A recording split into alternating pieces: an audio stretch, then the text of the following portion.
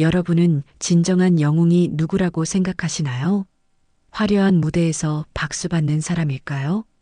아니면 텔레비전에 나와 칭찬받는 유명인일까요? 오늘 들려드릴 이야기의 주인공은 조금 다릅니다. 강남의 한 고급 아파트에서 경비원으로 일하는 74살 윤재만 할아버지예요. 매일 똑같은 경비복을 입고 똑같은 자리에서 묵묵히 일하는 평범한 노인이죠. 하지만 그에게는 아무도 모르는 비밀이 있었습니다. 젊은 시절 나라를 위해 목숨을 걸고 싸웠던 특수부대 출신이라는 것. 수많은 생명을 구하고 위험한 임무를 완수했던 진짜 영웅이었던 것이죠. 그런데 지금은 어떨까요? 주민들에게 무시당하고 손자와의 약속도 지키지 못하는 그저 늙은 경비원일 뿐입니다. 아무도 그의 진짜 모습을 알아보지 못해요. 하지만 어느 날 운명 같은 반전에 그의 삶은 송두리째 바뀌게 됩니다. 과연 무슨 일이 있었던 건지 톡 쏘는 사이다 같은 이야기 지금 시작합니다. 그 전에 누르면 복이 오는 구독과 좋아요 한 번씩 부탁드립니다. 그럼 시작하겠습니다. 강남 한복판의 우뚝 선 고급 아파트 단지, 그 지하 경비실에서 윤재만이 묵묵히 CCTV 모니터를 바라보며 근무하고 있었습니다. 74살의 그는 낡은 의자에 앉아 주차장과 현관을 오가는 사람들을 지켜보고 있었죠. 형광등 불빛 아래 그의 얼굴엔 깊이 패인 주름이 선명했고 거친 손등엔 세월의 흔적이 고스란히 새겨져 있었습니다. 야, 경비 아저씨. 날카로운 목소리가 경비실을 가득 채웠어요. 장유진이 하이힐을 딱딱 올리며 성큼성큼 다가왔습니다. 소령 부인이라는 자부심이 그녀의 턱끝을 치켜올리고 있었고 명품 핸드백을 팔에 낀 채 윤재만을 내려다봤죠. 그녀의 눈엔 경비원을 바라보는 차가운 시선이 가득했습니다. 저기 709호 앞에 또 그 조그만 차 세워뒀던데 몇 번을 말해야 알아듣겠어요? 그녀의 목소리엔 짜증이 가득했습니다. 윤재만은 천천히 고개를 들었어요. 그의 눈빛엔 잔잔한 물결처럼 차분함이 흘렸지만 입술은 꽉 다물어져 있었죠. 네, 알겠습니다. 해당 세대에 연락드려 보겠어요. 윤재만이 근무일지를 펼치며 조용히 답했습니다. 그의 목소리는 낮았지만 오랜 세월 단련된 침착함이 묻어났어요. 연락만 드려보시겠다고요? 아니, 경비 아저씨가 직접 가서 차 빼달라고 하시는 게 맞잖아요. 월 관리비가 얼마인데. 장유진의 목소리가 점점 높아졌습니다. 경비실 유리창 너머로 지나가던 주민들이 고개를 돌려 쳐다봤지만 그녀는 아랑곳하지 않았죠. 이때 청소도구를 든 이경희가 복도 끝에서 나타났습니다. 60대 초반의 그녀는 항상 조용히 일하는 사람이었는데 장유진을 보자 발걸음이 주춤했어요. 마치 폭풍우를 피하려는 작은 새처럼 움츠러들었습니다. 아, 청소부 아주머니도 왔네. 어제 엘리베이터 청소 제대로 안 되어 있던데요? 거울에 물때 그대로 있더라고요. 장유진의 시선이 이경희에게로 돌아갔습니다. 이경희가 고개를 푹 숙였어요. 죄송합니다. 다시 닦겠습니다. 다시 닦으시겠다고요? 처음부터 제대로 하시면 되잖아요. 정말. 장유진이 한숨을 크게 내쉬며 눈을 굴렸습니다. 이경희의 어깨가 더욱 움츠러들었고 그녀의 손이 청소도구를 꽉 움켜쥐었죠.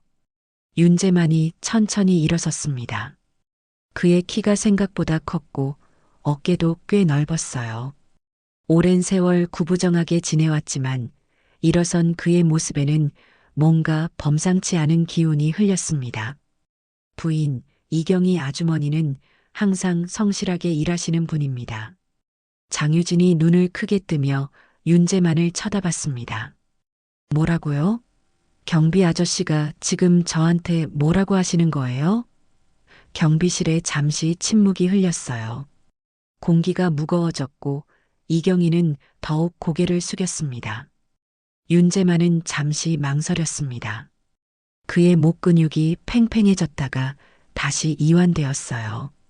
아니, 그냥 모두들 열심히 일하고 계신다는 말씀이었습니다. 그의 목소리에 작은 떨림이 섞였습니다. 장유진이 코웃음을 쳤어요. 참 웃기시네. 관리비 받아먹고 일하는 사람들이 열심히 하는 게 당연한 거 아니에요? 진짜 요즘 사람들은. 그녀가 돌아서려는 순간 윤재만의 휴대폰이 울렸습니다. 발신자는 하윤이었죠. 그의 얼굴이 순간 밝아졌어요. 응, 하윤아. 할아버지, 오늘 청와대 가기로 했잖아요. 언제 와요? 전화 너머로 들리는 손자의 밝은 목소리에 윤재만의 가슴이 따뜻해졌습니다. 하지만 곧 현실이 그를 짓눌렸죠. 벽시계를 확인하니 오후 2시, 교대 시간은 6시였어요. 하윤아, 할아버지가 일이 좀 늦게 끝날 것 같구나. 그의 목소리가 작아졌습니다. 에이, 또요? 약속했는데.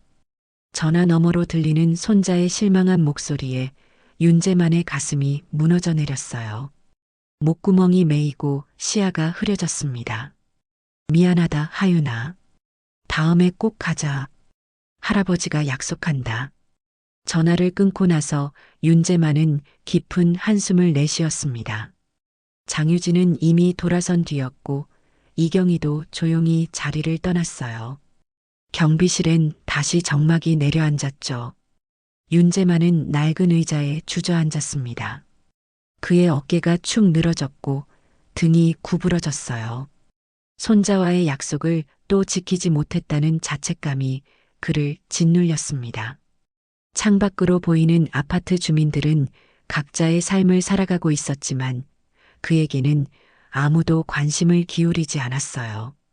그는 그저 투명한 존재, 있어도 그만 없어도 그만인 늙은 경비원일 뿐이었습니다. 오후 4시 윤재만은 근무복 아래로 손목시계를 매만지며 경비실 구석에 앉아 있었습니다. 그 시계는 그가 특수부대 요원 시절 생사의 작전마다 함께했던 전우의 유품이었죠. 금속 표면에 새겨진 작은 흠집들이 그의 과거를 말없이 증언하고 있었어요. 윤재만의 손가락이 시계 뒷면을 더듬었을 때 갑자기 과거의 한 장면이 머릿속에 번쩍 떠올랐습니다. 불타는 건물, 검은 연기가 자욱한 복도, 그리고 그 속에서 들려오던 동료의 신음소리. 재만아, 여기서 죽을 순 없어. 우리 함께 돌아가기로 했잖아. 성우의 목소리가 귓가에 생생하게 울렸어요.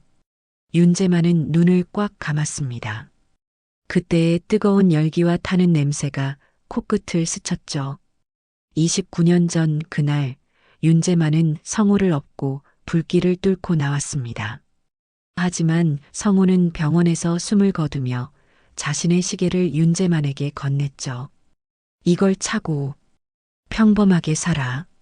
너는 충분히 싸웠어. 그것이 성우의 마지막 말이었어요. 윤재만은 시계를 내려다보며 쓴웃음을 지었습니다. 평범하게 산다는 것이 이런 건가요? 매일 무시당하고 손자와의 약속도 지키지 못하는 이런 삶이 성우가 바랐던 건가요? 그의 가슴 속에서 뭔가가 꿈틀거렸습니다. 아저씨, 괜찮으세요? 이경희의 조심스러운 목소리가 윤재만을 현실로 돌아오게 했습니다. 그녀가 경비실 문 앞에서 걱정스럽게 바라보고 있었어요. 윤재만은 시계를 재빨리 소매 안으로 감추며 고개를 끄덕였습니다. 네, 괜찮습니다. 그냥 잠깐 딴 생각을. 윤재만의 목소리가 약간 떨렸어요. 이경희가 한 걸음 더 다가왔습니다. 아까 부인 때문에 마음 상하셨죠? 저 때문에 곤란하셨는데. 그녀의 목소리가 작아졌어요. 윤재만은 천천히 고개를 저었습니다.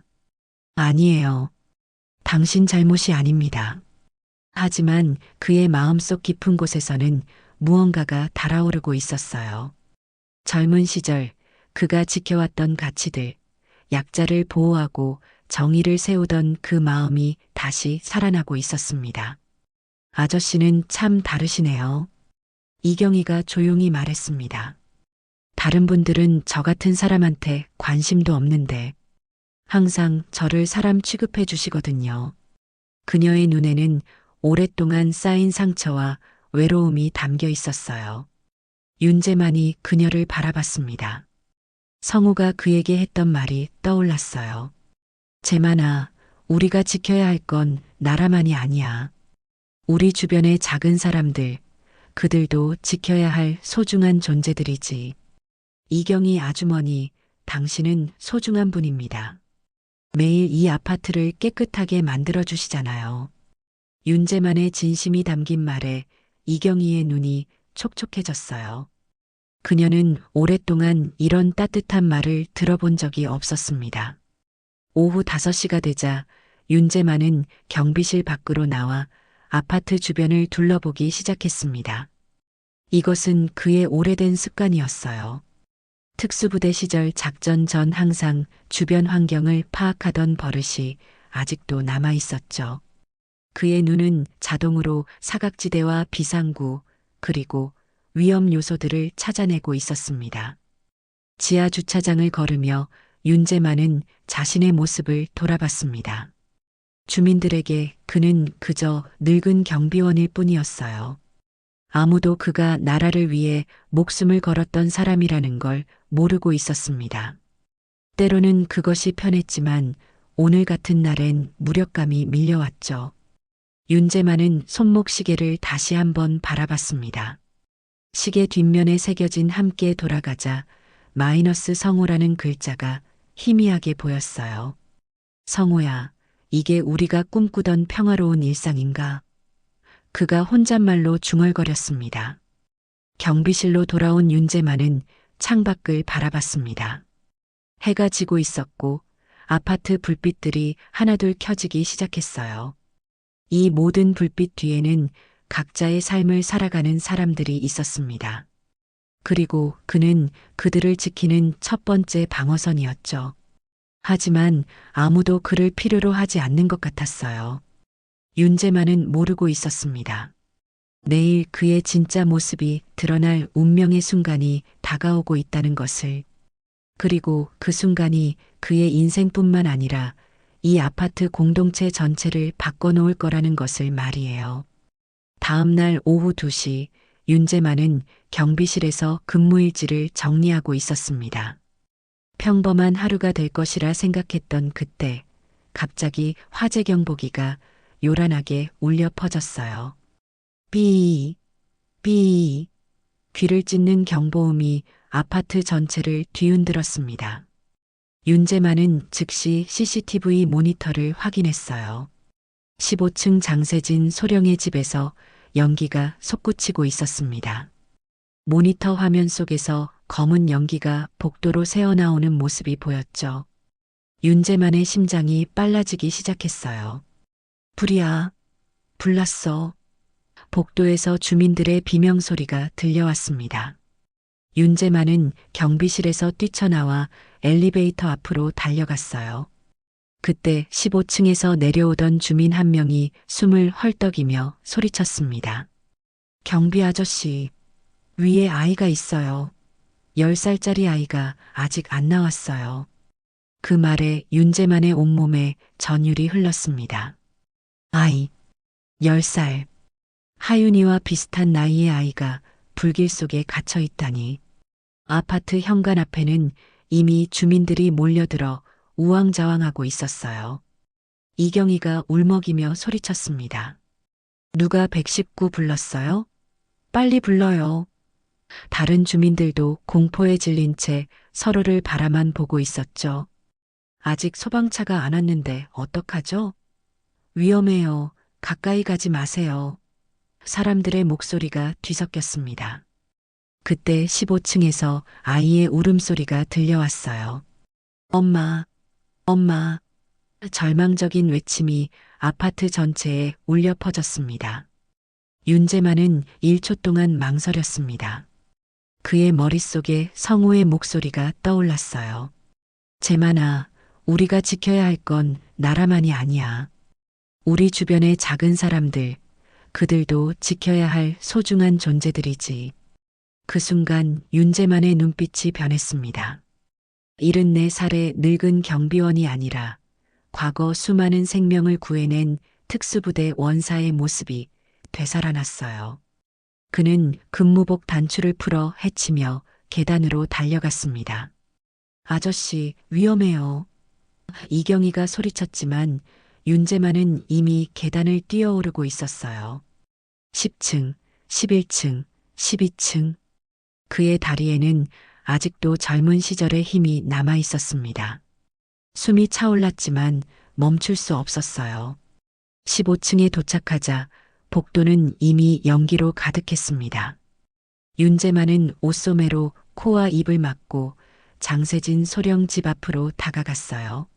문이 뜨거웠지만 그는 주저하지 않고 문고리를 잡았습니다. 아이야, 어디 있니? 여기요. 여기 있어요. 안방에서 아이의 목소리가 들려왔습니다. 윤재만은 연기 속으로 몸을 던졌어요. 시야가 거의 보이지 않았지만 그의 몸은 위험한 상황에서의 움직임을 기억하고 있었습니다. 안방 문을 열자 10살 정도의 남자아이가 침대 밑에 숨어서 울고 있었어요. 괜찮다, 괜찮아. 할아버지가 왔어. 윤재만은 아이를 품에 안았습니다. 아이의 몸이 떨리고 있었지만 윤재만의 품은 따뜻하고 안전했어요. 연기가 점점 짙어지고 있었습니다. 윤재만은 아이를 등에 업고 출구를 향해 움직였어요. 그때 거실에서 작은 폭발음이 들렸습니다. 가스레인지에서 불길이 치솟고 있었죠. 윤재만의 특수부대 경험이 빛을 발했습니다. 그는 침착하게 상황을 판단하며 가장 안전한 경로를 찾아냈어요. 눈 꽉 감고 있어. 금방 나갈 거야. 아이에게 말하며 연기 속을 뚫고 나아갔습니다. 마침내 복도에 도착했을 때 아래층에서 주민들의 환호성이 들려왔어요. 나왔다. 아이를 구했어. 윤재만은 계단을 천천히 내려가며 아이를 달랬습니다. 이제 안전해. 무서워하지 마. 1층에 도착하자 모든 주민들이 박수를 치며 그들을 맞이했습니다. 이경희가 눈물을 흘리며 달려왔어요. 아저씨, 정말 대단하세요. 다른 주민들도 놀란 표정으로 윤재만을 바라봤습니다. 그때 장세진 소령이 급하게 달려왔습니다. 그는 아이를 본 순간 무릎이 꺾였어요. 지훈아. 아버지의 품에 안긴 아이가 울음을 터뜨렸습니다. 장세진은 아이를 꼭 안으며 윤재만을 바라봤어요. 그 순간 장세진의 눈이 커졌습니다. 그는 윤재만의 얼굴을 자세히 들여다보더니 경악했어요. 설마, 윤재만 원사님? 그럴 리가. 장세진 소령의 눈이 점점 커졌습니다. 그는 아이를 품에 안은 채 윤재만을 뚫어져라 바라봤어요. 정말 윤재만 원사님이십니까? 그의 목소리가 떨렸습니다. 주변 주민들은 무슨 일인지 몰라 어리둥절한 표정으로 서 있었죠. 윤재만은 잠시 망설였습니다. 그의 어깨에는 아직도 연기 냄새가 배어 있었고 얼굴엔 그을음이 묻어 있었어요. 하지만 그의 눈빛은 달라져 있었습니다. 더 이상 숨길 수 없다는 듯 조용히 고개를 끄덕였죠. 맞습니다. 하지만 이제는 그냥 경비원일 뿐입니다. 윤재만의 목소리는 여전히 차분했지만 그 안에는 묵직한 무게감이 실려 있었어요. 장세진이 숨을 크게 들이쉬었습니다. 세상에, 전설 속의 그분이 여기 계셨다니. 장세진이 중얼거렸어요. 그는 77특임단에서 복무하며 윤재만의 이름을 수없이 들어왔습니다. 불가능한 작전을 성공시킨 전설적인 원사, 동료들을 위해 자신을 희생한 영웅의 이야기를 말이죠.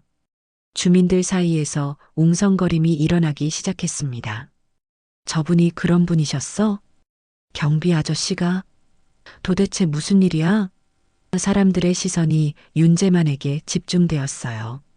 장세진이 아이를 이경희에게 잠시 맡기고는 윤재만 앞에 바로 섰습니다. 그리고 깍듯하게 경례를 올렸어요. 77특임단 장세진 소령, 윤재만 원사님께 경의를 표합니다. 그의 목소리가 아파트 로비에 울려 퍼졌습니다. 윤재만은 당황한 표정을 지었어요. 소령님, 그러지 마십시오. 저는 이제 그냥. 하지만 장세진이 그의 말을 막았습니다. 원사님, 저는 부대에서 원사님 이야기를 수없이 들었습니다. 98년 서해 침투작전, 2001년 테러범 제압작전. 원사님이 구하신 생명이 얼마나 많은지 아십니까? 장세진의 눈에 존경심이 가득했어요. 주민들이 하나둘 가까이 다가왔습니다. 그들의 눈빛이 달라져 있었어요. 더 이상 그를 늙은 경비원으로 보지 않았습니다. 방금 전 불길 속에서 아이를 구해낸 영웅, 그리고 나라를 위해 목숨을 바쳤던 군인으로 바라보고 있었죠. 이경희가 눈물을 글썽이며 다가왔습니다. 아저씨, 아니 원사님, 제가 몰라봐서 죄송했어요. 그녀의 목소리가 떨렸어요. 윤재만이 고개를 저었습니다. 아닙니다. 저는 여전히 여러분의 경비원입니다. 아무것도 달라진 게 없어요. 하지만 그의 말과 달리 모든 것이 달라져 있었어요. 주민들의 시선, 분위기, 그리고 그 자신도 말이죠. 젊은 주민 한 명이 스마트폰을 꺼내며 말했습니다. 와, 이거 완전 영화 같네요. 진짜 영웅이 우리 아파트에 계셨다니. 다른 사람들도 휴대폰을 꺼내기 시작했어요. 그때 소방차 사이렌 소리가 들려왔습니다. 하지만 이미 불은 초기에 진화되어 있었어요. 윤재만이 아이를 구하러 들어가기 전에 스프링클러가 작동했고 다행히 큰 화재로 번지지 않았던 것이죠. 소방관들이 도착해서 상황을 확인한 후 소방서장이 윤재만에게 다가왔습니다. 혹시 소방 관련 경험이 있으십니까? 상황 판단과 대처가 전문가 수준이네요. 장세진이 대신 답했습니다. 이분은 대한민국 특수부대 출신이십니다. 수많은 인명구조 작전을 수행하신 분이에요. 소방서장의 눈이 커졌어요. 그렇다면 이해가 되네요. 일반인이라면 저런 상황에서 그렇게 침착하게 행동하기 어려운데 소방서장도 윤재만에게 깊이 고개를 숙였습니다. 주민들이 하나둘 윤재만 주변으로 모여들었어요. 그들의 얼굴에는 존경과 감사의 표정이 가득했습니다. 장유진도 멀리서 이 광경을 지켜보고 있었는데 그녀의 표정이 복잡했어요. 윤재만은 이 모든 관심이 부담스러웠습니다. 그는 조용히 살고 싶었을 뿐이었는데 갑자기 모든 것이 달라져 버렸어요. 하지만 한편으로는 오랫동안 잊고 있던 뭔가가 가슴속에서 다시 뛰기 시작했습니다.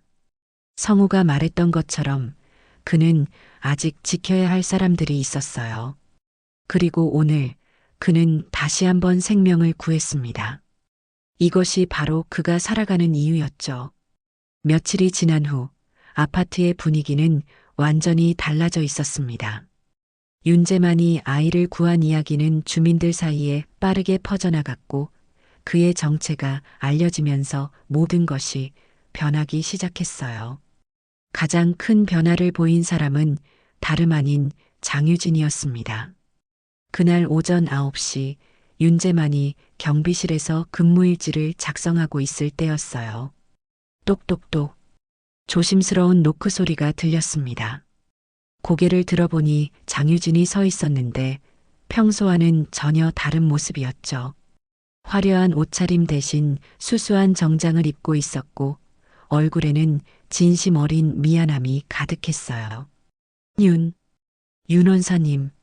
장유진의 목소리가 떨렸습니다. 그녀는 경비실 문 앞에서 한참을 망설이더니 깊게 허리를 숙여 인사했어요. 죄송합니다. 정말 죄송합니다. 윤재만은 당황한 표정으로 일어섰습니다. 부인 무슨 말씀을. 하지만 장유진이 그의 말을 막았어요. 아니에요. 제가 얼마나 무례했는지 알겠어요. 원사님 같은 분께. 장유진의 눈에 눈물이 맺혔습니다. 제 남편이 군인이라면서 정작 진짜 군인을 알아보지 못했네요. 지훈이를 구해주셨는데도. 윤재만은 고개를 저었어요. 부인, 저는 그냥 경비원입니다. 과거는 과거일 뿐이에요. 하지만 장유진은 계속해서 고개를 숙이고 있었습니다. 그때 복도에서 이경희가 나타났습니다. 그녀는 장유진을 보자 깜짝 놀라며 뒤로 물러서려 했어요. 하지만 장유진이 먼저 그녀에게 다가갔습니다. 이경희 아주머니, 저 정말 죄송해요. 장유진이 이경희 앞에서도 깊이 인사했습니다. 그동안 너무 심하게 대했어요. 용서해 주세요. 이경희는 어쩔 줄 몰라 했어요. 몇 년 동안 자신을 무시하던 사람이 갑자기 사과하고 있었으니까요. 아니에요. 괜찮습니다. 그녀의 목소리가 어색했지만 눈가에는 안도의 빛이 스쳤습니다. 윤재만이 두 사람을 바라보며 조용히 말했습니다.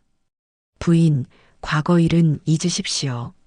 우리 모두 새로 시작하면 되죠. 그의 말에 장유진이 고개를 끄덕였어요. 네, 원사님. 앞으로는 달라지겠습니다. 장유진이 진심을 담아 말했습니다. 그리고 이경희에게도 돌아서서 말했어요. 아주머니, 앞으로 힘든 일 있으시면 언제든 말씀해 주세요. 이 광경을 지켜보던 다른 주민들도 하나둘 변화하기 시작했습니다. 예전에는 윤재만을 투명인간 취급하던 사람들이 이제는 먼저 인사를 건넸어요. 원사님, 오늘도 수고 많으십니다. 원사님 덕분에 우리가 안전하네요. 며칠 후 아파트 게시판에는 윤재만을 칭찬하는 글들이 올라오기 시작했습니다. 우리 아파트에 진짜 영웅 감사합니다. 윤재만 원사님 아이를 구해주신 은인 같은 제목의 글들이 가득했어요. 오후에 윤재만이 아파트 주변을 순찰하고 있을 때 3층에 사는 할머니가 따뜻한 도시락을 들고 찾아왔습니다. 원사님, 이거 드세요. 제가 직접 만든 거예요. 윤재만이 사양하려 했지만 할머니는 고집을 부렸어요. 원사님이 우리를 지켜주시는데 이 정도는 당연하죠. 할머니의 따뜻한 마음에 윤재만의 가슴이 뭉클했습니다. 그날 저녁 윤재만이 경비실에 앉아 있을 때 이경희가 찾아왔습니다. 원사님, 요즘 분위기가 정말 달라졌어요. 그녀의 얼굴에 미소가 번졌어요. 사람들이 저한테도 인사해주고 고맙다고 말해줘요. 이런 건 처음이에요. 윤재만도 미소를 지었습니다. 좋은 일이네요. 당신도 충분히 존중받을 자격이 있으니까요. 창밖으로 아파트 단지가 보였어요. 예전보다 훨씬 따뜻해 보였습니다. 사람들이 서로 인사하고 배려하고 존중하는 모습들이 눈에 들어왔죠. 작은 변화였지만 그 변화가 만들어내는 따뜻함은 결코 작지 않았습니다. 어느 맑은 토요일 오전, 윤재만은 경비실에서 나와 아파트 현관 앞을 청소하고 있었습니다. 평소보다 일찍 일어난 그는 오늘만큼은 특별한 기분이었어요. 손자 하윤과의 약속, 그 소중한 약속을 드디어 지킬 수 있는 날이었으니까요. 할아버지. 멀리서 들려오는 밝은 목소리에 윤재만의 얼굴이 환해졌습니다.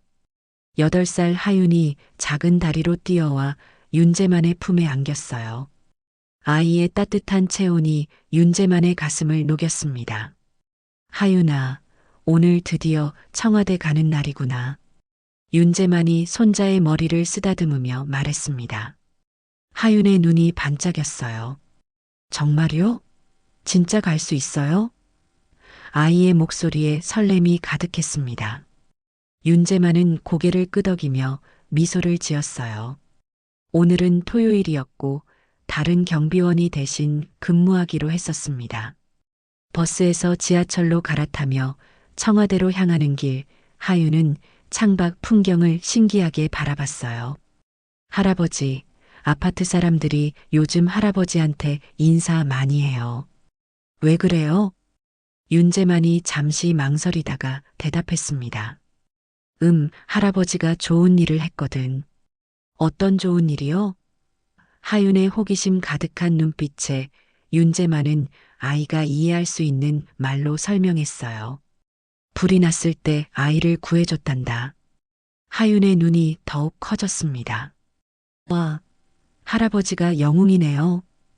아이의 순수한 감탄에 윤재만의 가슴이 따뜻해졌어요. 청와대 앞에 도착했을 때 하윤은 웅장한 건물을 보며 입을 다물지 못했습니다. 할아버지, 여기가 대통령이 사는 곳이에요? 그렇단다, 하윤아. 윤재만이 손자의 손을 꼭 잡으며 말했습니다. 그들은 청와대 앞에서 기념사진을 찍었고 주변을 천천히 걸으며 이야기를 나눴어요. 할아버지는 젊었을 때 뭐 하셨어요? 하윤의 질문에 윤재만은 잠시 생각에 잠겼습니다. 어떻게 설명해야 할까요? 할아버지는 우리나라를 지키는 일을 했단다. 윤재만의 목소리가 자랑스러웠어요. 와, 진짜요? 그럼 할아버지도 대통령처럼 중요한 분이었네요. 하윤의 말에 윤재만이 웃음을 터뜨렸습니다. 점심을 먹으며 하윤은 계속해서 질문을 쏟아냈어요. 할아버지의 과거, 군대 이야기, 그리고 지금의 일까지. 윤재만은 아이가 이해할 수 있는 수준에서 조심스럽게 대답했습니다. 할아버지, 저도 커서 할아버지처럼 될 수 있어요? 하윤의 진지한 질문에 윤재만은 잠시 숨을 멈췄어요. 하윤아, 넌 할아버지보다 훨씬 훌륭한 사람이 될 거야. 윤재만의 목소리에 확신이 가득했습니다. 오후 늦게 집으로 돌아가는 길, 하윤은 윤재만의 팔을 꼭 끌어안으며 말했어요. 할아버지, 오늘 정말 재밌었어요. 할아버지가 자랑스러워요. 그 순간 윤재만의 눈가가 촉촉해졌습니다. 몇 달 동안 지키지 못했던 약속, 그로 인한 자책감, 그리고 오늘의 행복한 시간들이 그의 마음을 가득 채웠어요. 손자의 작은 손이 자신의 손을 꼭 잡고 있는 것을 느끼며 윤재만은 깨달았습니다. 진정한 영웅이란 거창한 일을 하는 사람이 아니라 소중한 사람과의 약속을 지키고 작은 행복을 만들어가는 사람이라는 것을. 그리고 그 옆에서 환하게 웃고 있는 하윤이야말로 그가 지켜야 할 가장 소중한 보물이라는 것을 말이에요. 석 달이 지난 어느 비 오는 저녁, 윤재만은 경비실에서 빗방울이 유리창을 두드리는 소리를 들으며 앉아 있었습니다. 그의 손은 따뜻한 커피잔을 감싸고 있었는데 이 커피는 2층에 사는 젊은 부부가 가져다 준 것이었어요. 몇 달 전만 해도 상상할 수 없었던 일이었죠. 지하 주차장에서 들려오는 웃음소리에 윤재만이 고개를 돌렸습니다. 새로 마련된 휴게 공간에서 이경희와 몇몇 주민들이 함께 이야기를 나누고 있었어요. 이경희의 얼굴에는 오랫동안 볼 수 없었던 밝은 미소가 피어 있었습니다. 아주머니, 오늘 우리 애가 또 말썽 부렸죠? 5층에 사는 젊은 엄마가 미안한 표정으로 물었어요. 아니에요. 아이들은 원래 그런 거죠. 오히려 제가 쫓아다니는 재미가 있어요. 이경희가 환하게 웃으며 답했습니다. 예전에는 아이들의 소음에 주눅들어 했던 그녀가 이제는 당당하게 자신의 일에 자부심을 갖고 있었어요. 윤재만의 입가에 미소가 스쳤습니다. 하지만 그 미소는 오래가지 못했어요. 갑자기 지하 주차장에서 큰 소리가 들려왔거든요. 무언가 떨어지는 소리, 그리고 이어지는 비명. 윤재만이 급하게 뛰어나가 보니 15층에 사는 독거노인 김철수 할아버지가 바닥에 쓰러져 있었습니다.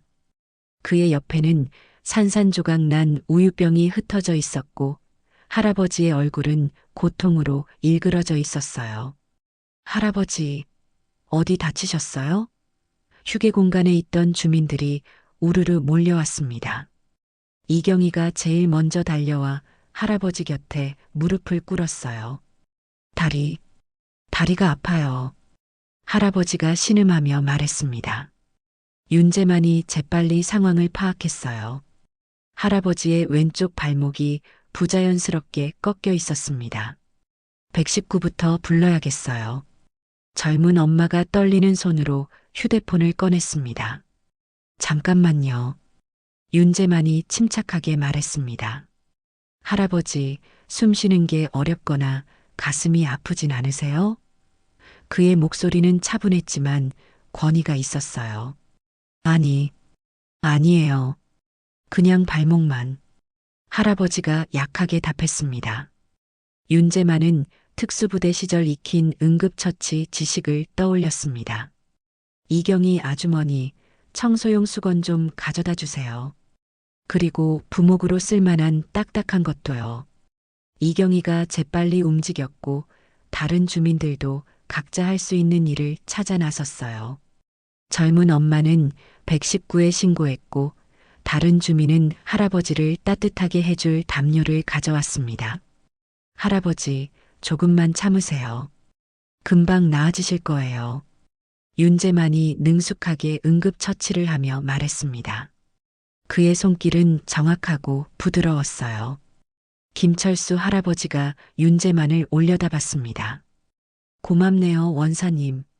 이런 늙은이까지 챙겨주시니. 그의 눈에 눈물이 맺혔어요. 무슨 말씀을 하세요? 우리는 모두 가족이잖아요. 윤재만의 말에 주변에 모인 주민들이 고개를 끄덕였습니다. 구급차가 도착했을 때 할아버지의 상태는 많이 안정되어 있었어요. 구급대원이 윤재만에게 말했습니다. 응급처치를 정말 잘해주셨네요. 덕분에 더 큰 부상을 막을 수 있었어요. 할아버지가 병원으로 이송된 후 주민들은 자연스럽게 모여 앉았습니다. 그들의 얼굴에는 걱정과 안도감이 동시에 스쳐 지나갔어요. 할아버지 혼자 사시는데 괜찮을까요? 젊은 엄마가 걱정스럽게 물었습니다. 우리가 돌봐드리면 되죠. 이경이가 단호하게 말했습니다. 매일 안부 확인하고 필요한 것 있으면 도와드리고. 다른 주민들도 하나둘 동의했어요. 좋은 생각이에요. 우리가 서로 도우며 살아야죠. 윤재만은 이 모든 광경을 조용히 지켜보며 가슴이 벅차올랐습니다. 몇 달 전까지만 해도 서로 무관심했던 사람들이 이제는 진심으로 서로를 걱정하고 있었어요. 며칠 후 김철수 할아버지가 퇴원했을 때 그를 맞이한 것은 주민들이 돌아가며 만든 따뜻한 음식들이었습니다. 그리고 그의 회복 기간 동안 누군가는 항상 그의 안부를 확인했어요. 이런 변화는 우연이 아니었습니다. 윤재만이라는 한 사람의 조용한 용기가 만들어낸 기적이었죠. 그는 여전히 자신을 평범한 경비원이라고 생각했지만 그의 존재 자체가 이 공동체의 든든한 중심이 되어 있었습니다. 퇴근 후 저녁 8시 윤재만은 아파트 단지 입구 벤치에 조용히 앉아 있었습니다. 가을 바람이 불어와 그의 회색 머리카락을 살짝 흔들었어요. 그는 손목 시계를 천천히 빼내어 손바닥 위에 올려놓았습니다. 낡은 금속 표면이 가로등 불빛에 희미하게 반짝였죠. 성우야. 윤재만이 작은 목소리로 중얼거렸습니다. 이제야 그 약속 지켰다. 시계 뒷면에 새겨진 함께 돌아가자 마이너스 성호라는 글자를 손가락으로 천천히 어루만졌어요. 29년 전 그날 불타는 건물에서 성호가 마지막으로 했던 말이 떠올랐습니다. 재만아, 평범하게 살아. 평범한 게 가장 어려운 거야. 그때는 무슨 뜻인지 몰랐어요. 하지만 이제 알 것 같았습니다. 평범하게 산다는 것은 그저 조용히 지내는 게 아니라 일상 속에서 만나는 사람들에게 따뜻함을 나누며 사는 것이었어요. 뒤에서 발소리가 들려왔습니다. 돌아보니 이경희가 퇴근길에 그를 발견하고 다가오고 있었어요. 원사님, 여기 계셨네요. 네, 잠깐 바람 좀 쐬고 있었어요. 윤재만이 시계를 다시 차며 미소를 지었습니다. 이경희가 그 옆에 앉았어요. 요즘 정말 많이 달라졌어요. 저도, 이 아파트도. 그녀의 목소리에는 감사함이 가득했습니다. 예전엔 매일 출근하는 게 두려웠는데 이제는 기다려져요. 사람들이 따뜻하게 대해주니까. 윤재만이 고개를 끄덕였어요. 당신이 달라진 게 아니라 원래 좋은 분이셨던 거예요. 사람들이 그걸 알아본 거죠. 멀리서 아이들의 웃음소리가 들려왔습니다. 놀이터에서 몇몇 아이들이 뛰어놀고 있었는데 그 중에는 화재에서 구조된 지훈이도 있었어요. 부모들이 벤치에 앉아 아이들을 지켜보며 대화를 나누고 있었습니다. 할아버지, 지훈이가 윤재만을 발견하고 달려왔습니다. 그의 뒤로 다른 아이들도 따라왔어요. 할아버지, 저희 술래잡기 해요. 같이 해요. 한 아이가 천진하게 말했습니다. 윤재만이 웃으며 일어섰어요. 할아버지는 너무 늙어서 못 뛰어다녀. 대신 심판을 해줄게. 아이들이 까르르 웃으며 다시 뛰어갔습니다. 그 모습을 바라보던 윤재만의 눈가에 잔잔한 미소가 번졌어요. 장유진이 지훈이를 데리러 오다가 윤재만을 보고 깍듯하게 인사했습니다. 원사님, 오늘도 수고 많으셨어요. 부인도 고생하셨어요. 윤재만이 정중하게 답했습니다. 지훈아, 인사해. 장유진이 아들에게 말했어요. 할아버지, 안녕히 가세요. 지훈이가 깊게 인사하며 말했습니다. 내일 또 봐요. 그들이 떠난 후 윤재만과 이경희는 다시 벤치에 앉았어요. 아파트 단지가 점점 조용해지고 있었지만 곳곳에서 따뜻한 불빛들이 켜지고 있었습니다. 원사님, 이경희가 조심스럽게 말했습니다. 정말 고마워요. 원사님 덕분에 저도 사람들도 모두 달라졌어요. 윤재만이 고개를 저었어요. 아니에요. 우리 모두가 함께 만든 변화예요. 하늘에는 별들이 하나둘 나타나기 시작했습니다. 윤재만은 손목시계를 다시 한번 바라봤어요. 이제 이 시계는 과거의 무거운 짐이 아니라 앞으로 살아갈 이유를 상기시켜주는 소중한 동반자가 되어 있었습니다. 성호야, 고마워. 윤재만이 마음속으로 중얼거렸습니다. 내가 가르쳐준 대로 살고 있어. 평범하지만 의미 있게. 이경희가 일어서며 말했습니다. 그럼 저는 들어가 볼게요. 원사님도 감기 걸리지 않게 들어가세요. 네, 조심히 들어가세요. 홀로 남은 윤재만은 아파트 단지를 천천히 둘러봤습니다. 각 층의 불빛들이 따뜻하게 빛나고 있었어요. 그 불빛 하나하나에는 서로를 아끼고 배려하는 사람들이 살고 있었습니다. 카메라가 윤재만의 뒷모습을 멀리서 비추며 천천히 뒤로 물러났습니다. 그는 여전히 그 자리에 앉아 아파트를 바라보고 있었어요. 경비복을 입은 평범한 노인의 모습이었지만 그의 존재만으로도 이 작은 세상은 충분히 따뜻했습니다. 윤재만의 침묵은 세상을 바꿨습니다. 거창한 말이나 화려한 행동이 아니라 조용한 용기와 변하지 않는 신념으로 말이에요.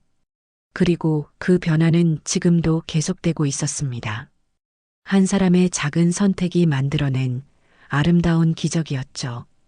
오늘 이야기 어떠셨나요? 74살 윤재만 할아버지의 조용한 용기가 만들어낸 따뜻한 변화를 보셨습니다.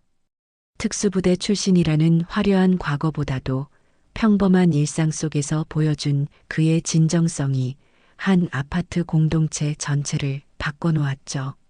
장유진 부인의 갑질로 시작된 이야기는 화재 사건을 통해 극적으로 전환되었고 그 후 모든 사람들이 서로를 존중하고 배려하는 아름다운 공동체로 변화했습니다. 특히 이경희 아주머니가 당당해지고 주민들이 먼저 인사를 건네는 모습에서 진정한 변화의 의미를 느낄 수 있었어요. 손자 하윤이와의 청와대 약속을 지키는 장면에서는 가족의 소중함을, 김철수 할아버지를 도우며 응급처치하는 장면에서는 공동체의 따뜻함을 보여주었습니다. 윤재만 할아버지는 화려한 영웅이 되려 하지 않았어요. 그저 자신의 자리에서 묵묵히 최선을 다했을 뿐이죠. 하지만 그의 조용한 실천이 사람들의 마음을 움직였고 결국 모두가 서로를 아끼는 따뜻한 세상을 만들어냈습니다. 진정한 영웅은 거창한 일을 하는 사람이 아니라 일상 속에서 작은 선택을 통해 세상을 조금씩 더 나은 곳으로 만들어가는 사람이라는 것을 깨닫게 해주는 이야기였습니다. 이 영상이 마음에 드셨다면 좋아요와 구독으로 응원해 주세요. 여러분의 격려가 저에게는 큰 힘이 된답니다. 다음에도 더 좋은 영상으로 찾아뵙겠습니다. 시청해 주셔서 감사합니다.